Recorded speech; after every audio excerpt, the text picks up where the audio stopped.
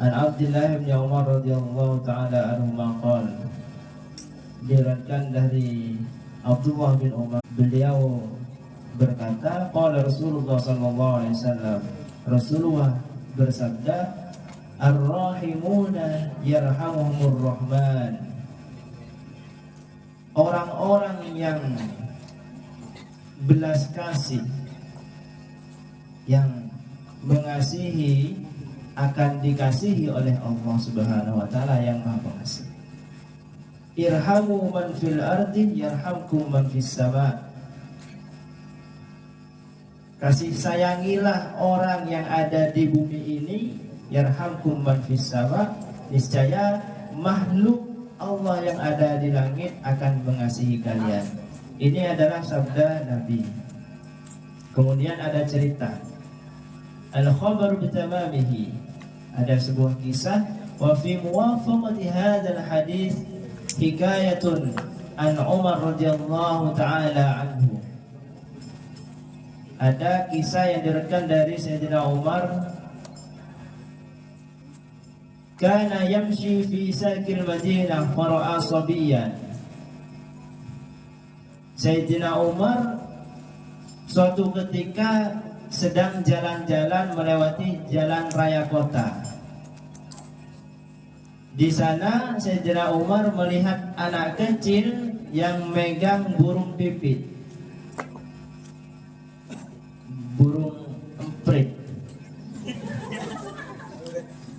no ketik lah. Jadi Sayyidina Umar melihat ketika jadi khalifah ya, keliling melihat anak kecil membawa burung pipit tadi itu. Wa kana yal'abu bihi, sambil memainkannya. Ini no ketik kemain bila kana gini.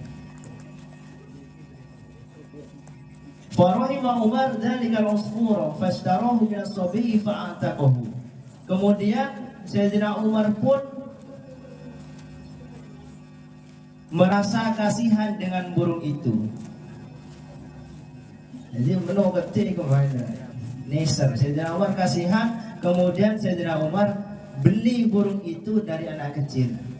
Anak kecil, saya beli burung itu. Kemudian setelah dibeli sama Sayyidina Umar langsung dilepas karena kasihan. Itu ceritanya. Falamma tuwfiya Umar radhiyallahu taala anhu. Ketika Sayyidina Umar wafat atau meninggal dunia, ra'ahul jumhur fil manam. Banyak dari kalangan ulama jumhur bermimpi tentang Sayyidina Umar. Fasa'aluhu an halihi. Di dalam mimpi itu mereka bertanya kepada Sayyidina Umar tentang kabarnya. Faqalu ma fa'alallahu bik. Ketika ulama mimpi Sayyidina Umar, ulama itu bertanya kepada Sayyidina Umar, apa yang Allah perbuat kepadamu wahai Sayyidina Umar? Qala ghafarli wa tajawaza anni. Sayyidina Umar menjawab, Allah telah mengampuniku dan memaafkanku. Qalu bi ayyi syai'in bi judika aw bi atika aw bi zuhdika. Ulama nanya lagi, mengapa Allah mengampuni dan memaafkanmu? Apa karena kedermawananmu? Apa karena be'anselabbe?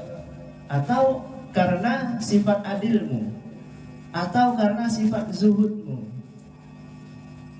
Tanya ke ulama, kenapa Allah mengampunimu wahai Sayyidina Umar? Apa karena kedermawanan? Apa karena keadilanmu? Sayyidina Umar ini kan khalifah, pemimpin, presiden. Keadilan seorang presiden itu sangat besar pahalanya ya. Pimpinan itu. Ada cerita Sayyidina Umar terkait keadilannya ini. Ada seorang Yahudi dulu di daerah Mesir. Seorang Yahudi ini punya rumah di suatu desa. Kemudian sama gubernur Amr bin As, gubernurnya Sayyidina Umar, mau bikin masjid yang besar. Agak masjid yang besar, kemudian diajak musyawarah orang Yahudi ini, non Muslim. nanti saya mau bikin masjid besar, nanti kamu pindah ya, saya beli rumahnya. Tak ada beliau.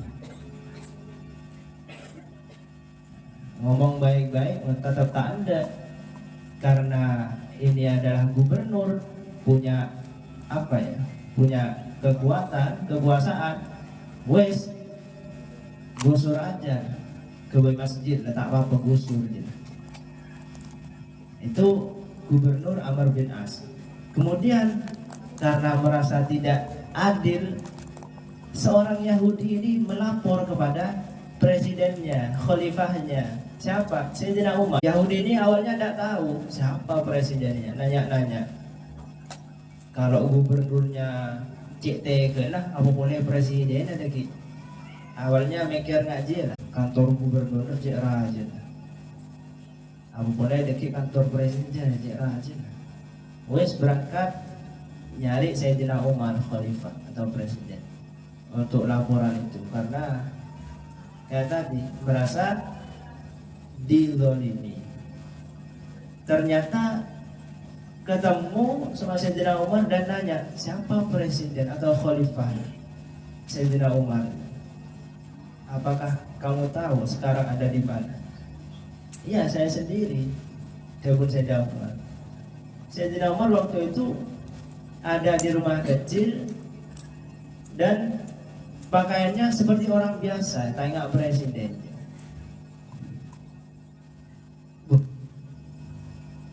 Ternyata presidennya seperti ini, orangnya sangat biasa.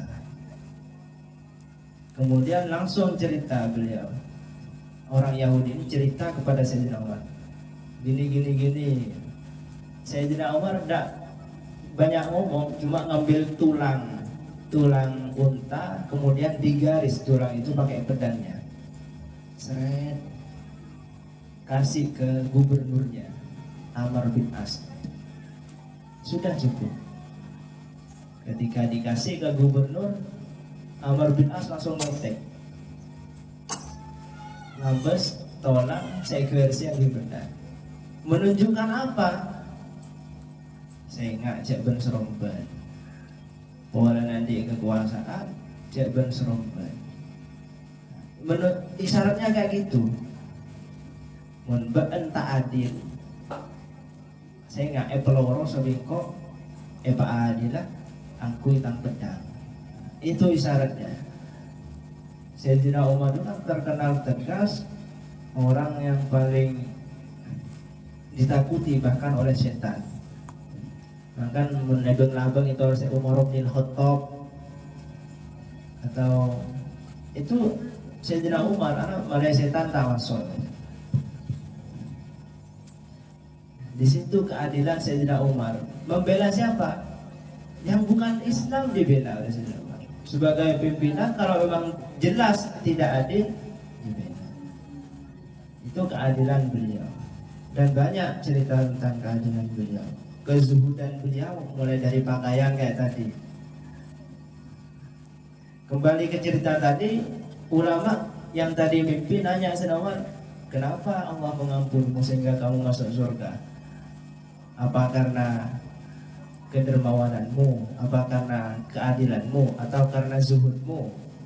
Ini tanyanya ulama di dalam mimpi kepada Sayyidina Umar. Qala lamma wada'tumuni fil qabri wasdartumuni bit turabi wa taraktumuni wahidan.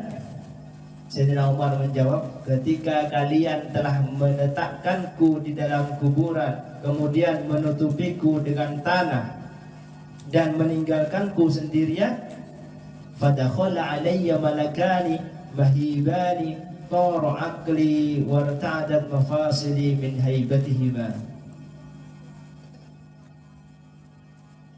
Kemudian datanglah dua malaikat yang menakutkan. Lantas akalku melayang dan tulang-tulangku bergetar keras karena saking takutnya melihat dua malaikat itu.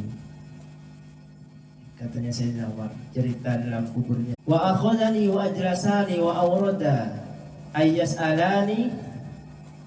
Kemudian dua malaikat itu memegang aku dan mendudukkanku. di dalam kuburnya. Ketika mereka ingin menanyaiku, fasami'tu nidaan minal hatif utruka abdi wala takhawifa fa inni rahimtuhu wa tajawaztu anhu li'annahu rahima usfuran min fid dunya fa rahimtuhu fil 'uqba. Ketika dua malaikat ingin menanyaiku, terdengarlah suara seruan tanpa rupa. Ada suara dari mana gitu, isinya suaranya kayak gini, utruka abdi wala takhawifa fa inni, yang saya baca barusan. Artinya, kalian berdua, hei malaikat, pergilah, tinggalkan hambaku ini dan jangan menakut-nakutinya, karena aku telah mengasihinya dan memaafkannya. Kenapa aku dimaafkan? Karena hambaku telah mengasihi burung kecil saat masih hidup di dunia. Oleh karena itu aku mengasihinya di akhirat. Ini katanya suara yang muncul itu. Jadi alasannya karena apa? Karena kelak meleh manuk kena gini, kemudian dia lepas masuk surga cuma gara-gara itu. Padahal beliau kebaikannya banyak. Jadi khalifah, jadi presiden, kemudian keadilannya, kezuhudannya. Ini menunjukkan apa? Cerita ini menunjukkan bahwa kebaikan apapun yang ada, jangan sampai kita remehkan.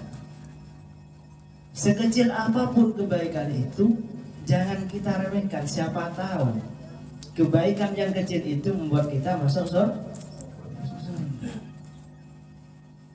Coba ngaji ya, jangan. Sedekah berapa nih? Saya coba sih. Sendiri saya pun. Jadi karena kita tidak tahu ya, tidak tahu perbuatan mana, amal yang mana yang membuat kita masuk surga. Begitu juga sebaliknya, perbuatan atau amal yang mana yang membuat kita masuk neraka. Makanya jangan sampai disepelekan. Amal buruk, kita berusaha sekuat mungkin untuk meninggalkan perbuatan buruk, perbuatan dosa. Seumpama terlanjur, istighfar setelah itu. Jadi pesannya adalah jangan sampai meremehkan kebaikan. Jadi kita harus menghargai kebaikan itu, dan kalau kita mampu lakukan, meskipun hanya dengan senyum kepada teman yang sesama jenis, tapi bunyi gereng bini, senyum gereng bini aja lain ya, ngajak ya.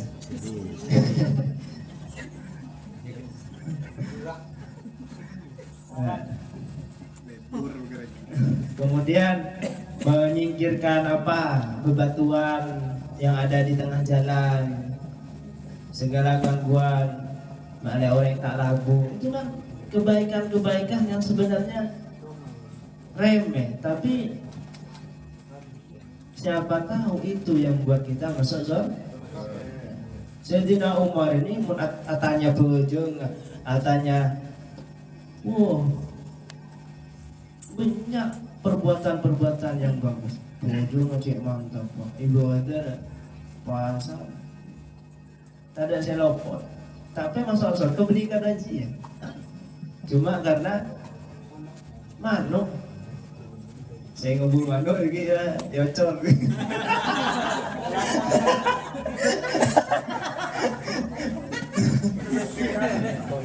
Apa saya larang?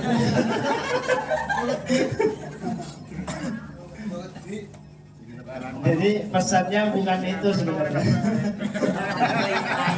Intinya kita harus mengasihi, bukan hanya kepada manusia, beri nisan kepada manusia, tapi kepada hewan.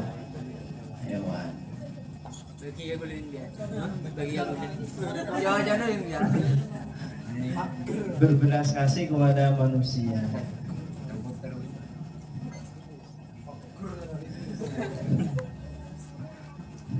Jadi itu ya.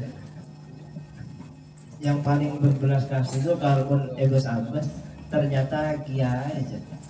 Kiai di mana? Mun saya sebut kiai itu pasti niser. Niser lah. Niser ke umat, niser ke wali. Bagi menurut dari mana selamat. Aku kiai. Sampai tak aku ya. Tak aku tak. Ya. Menatanya besar, nyaman tak aku. Iya. Jangan tanya aku, nyaman tak aku. Jadi menindi toyol. Cek on setia aja banyak salah paham. Kiai pesantren sebetulnya ternyata ketika menarik tarif yang ke apa? Yang ke tak ikhlas. Ya, yang ajaran kamu tak. Bini soal ikhlas tak ikhlas. Soal apa? Soal saya beri tak tahu kesokan itu cuma sekarang masalahnya. Makin banyak pesantren berdepan apa? Bahkan di masalah ekonomi rekening tipu besar-besaran. Ntar ke pesantren, ntar kiai. Tahu saya malam mah orang katanya jadi tinggal besar. Tak tahu tak kenal dan aja. Orang ntar ke dalam. Assalamualaikum. Yang bini yang biasa. Dari kamu tinggal besar. Ini aku.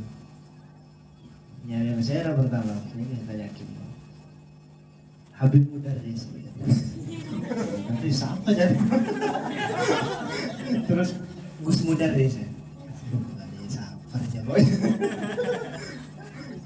Oh iya tunggu sebentar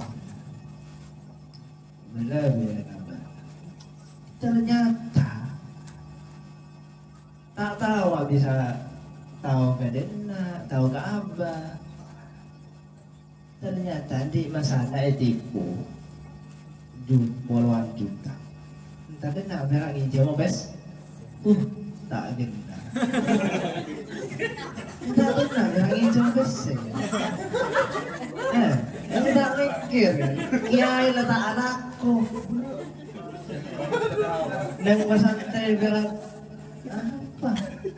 Ibu jenjer. Yang dari umat ringan anjing hijau bes. Tak ada.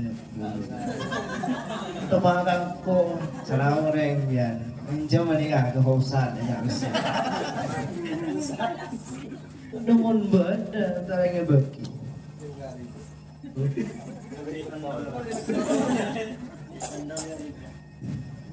Secara kebenyangan yang harum.